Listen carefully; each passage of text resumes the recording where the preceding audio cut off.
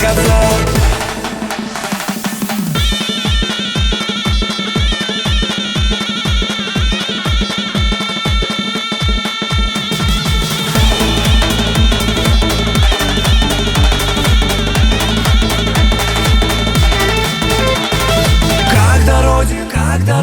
Когда Родина зовет, сквозь огонь иди вперед, по велению Творца.